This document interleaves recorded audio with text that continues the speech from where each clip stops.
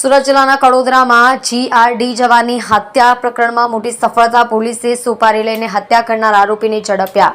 Kadodara GRD જવાન તરીકે ફરજ બજાવતા યુવકની હત્યા પ્રકરણમાં સુરત જિલ્લા પોલીસને મોટી સફળતા મળી હતી. પોલીસે આ ગુનામાં સંડોવાયેલા 4 આરોપીઓને ઝડપી લીધા હતા, જ્યારે હત્યાની સુપારી આપનાર મુખ્ય સૂત્રધાર સહિતના આરોપીઓને વોન્ટેડ જાહેર કરવામાં આવ્યા હતા.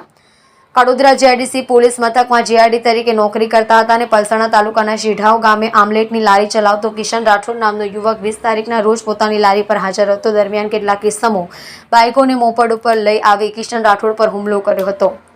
તેણે પ્રતિકાર કરતા તેને ચપ્પુના ઘા ઝીકી દીધા હતા અને મોતને ઘાટ ઉતારીને તમામ ભાગી ગયા હતા. સુરત જિલ્લા પોલીસ દોડતી થઈ ગઈ હતી અને હત્યારાઓને ઝડપી લેવા ચક્રો ગતિમાન કર્યા હતા.